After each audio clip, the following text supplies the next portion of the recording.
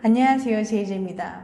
오늘은 여자의 호감을 얻을 수 있는 칭찬법에 대해서 말씀드려 볼게요.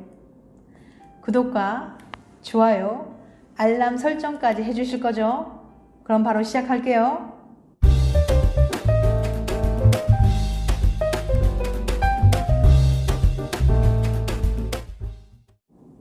칭찬의 기술들.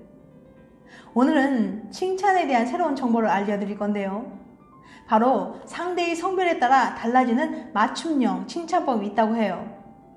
이 칭찬법은 썸남 썸녀부터 이미 연애 중인 커플까지 모두 써먹을 수 있다고 하니 영상 끝까지 봐주세요. 아주대학교의 신희청 교수님은 200쌍의 커플들을 모아서 몇 가지 설문을 실시했어요. 애인이 얼마나 좋은 사람이라고 생각해요? 애인의 장점이 뭐예요? 같은 질문들이었죠. 설문 결과를 분석해 보니까 자기 애인을 너무 과하다 싶을 정도로 실제보다 좋게 평가한 사람들이 있었어요. 평소에 애인을 띄워주듯 아주 크게 칭찬해주는 사람들이었죠. 그리고 신희청 교수님은 이들로부터 그 과한 칭찬을 받은 애인들을 모아 물어봤습니다. 지금 연애가 만족스러운가요? 칭찬은 고래도 춤추게 한다는데 너무 당연한 질문 아닌가요? 일단 애인에게 조금 과하다 싶을 만큼 칭찬을 받고 있는 여자는 남들보다 관계 만족도가 22%나 높았어요. 내가 세상에서 최고라는데 당연히 기분 좋을 수밖에요. 하지만 남자들은 좀 달랐습니다. 과한 칭찬을 받고 있는데도 이상하게도 관계 만족도에 별 차이가 없거나 오히려 남들보다 조금 떨어지는 결과가 나왔어요. 상대로부터 그렇게 큰 칭찬을 받고 있는데 만족스럽지가 않다고요. 대체 왜 이런 차이가 발생하는 걸까요? 내가 생각하는 행복.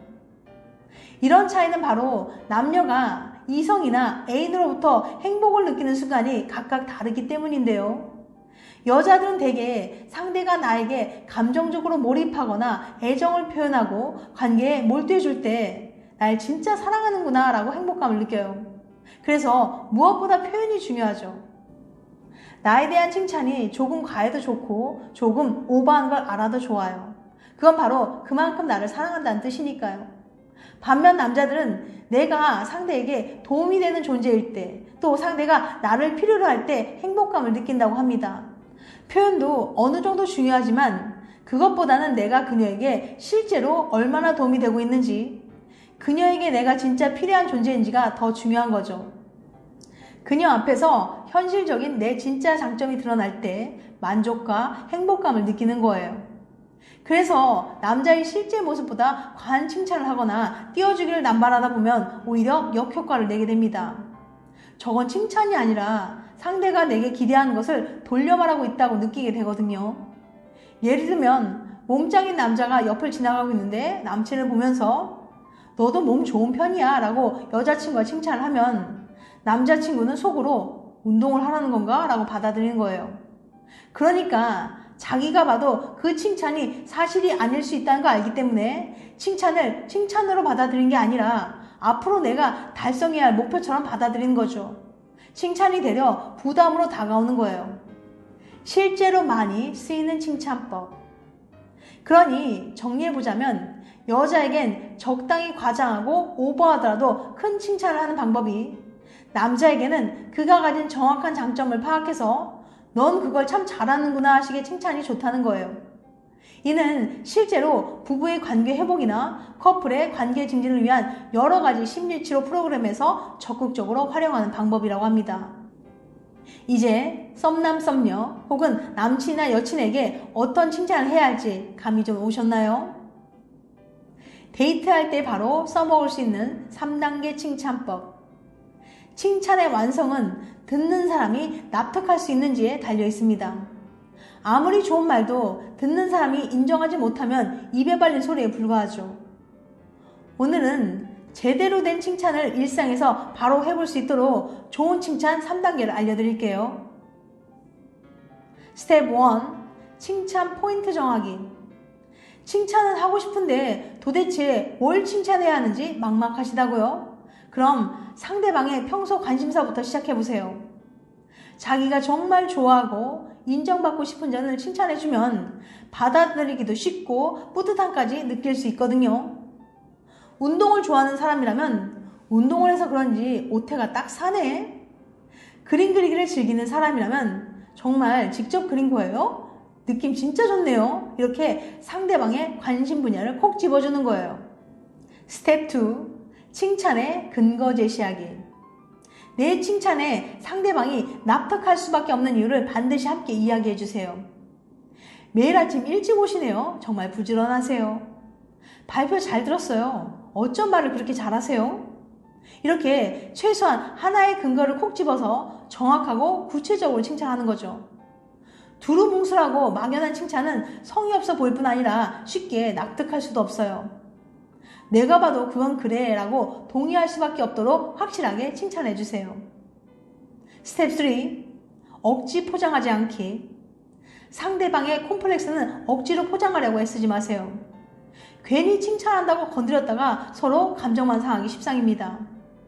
피부 안 좋은 사람에게 도자기 같아 좋겠다더니, 노래 못하는 사람에게 가수 데뷔 안 하느니, 이런 칭찬은 정말 안 하느니만 못합니다.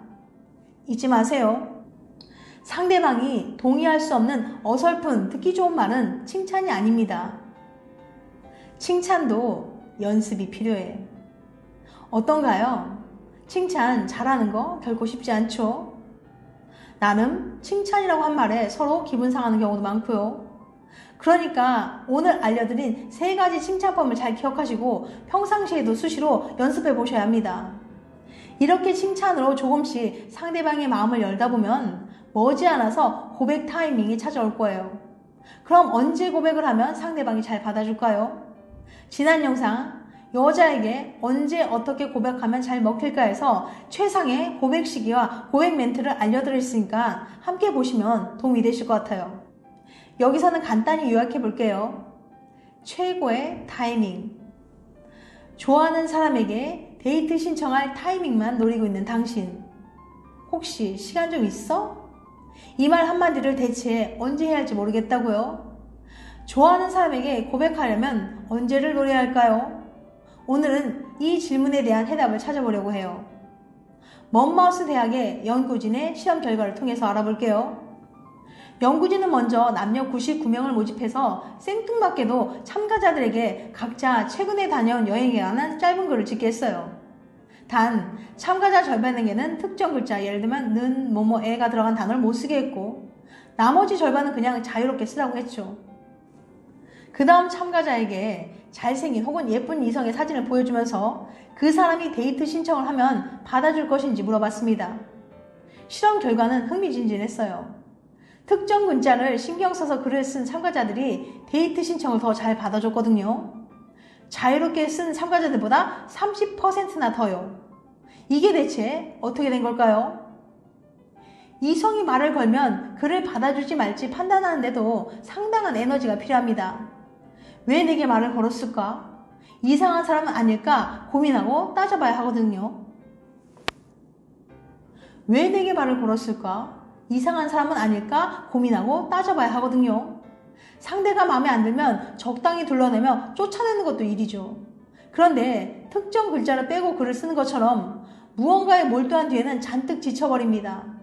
다른 데 쓸 에너지가 남아있지 않은 거예요. 그러니 이성이 다가오면 일단 얘기나 해보자 라는 생각이 쉽게 들어요. 그게 상대적으로 덜 힘들고 덜 피곤한 방법이거든요. 적극적으로 거부하기보다는 웬만해선 받아주는 겁니다. 그러니까 야자가 끝났을 때, 퇴근했을 때, 시험을 마치고 나왔을 때 바로 그때가 최적의 타이밍이에요. 지금까지 여자의 호감을 얻을 수 있는 칭찬법에 대해서 말씀드렸어요. 다음엔 더 재밌고 유익한 영상을 찾아뵐게요. 끝까지 시청해주셔서 감사합니다. 다음에 또 봬요. 안녕.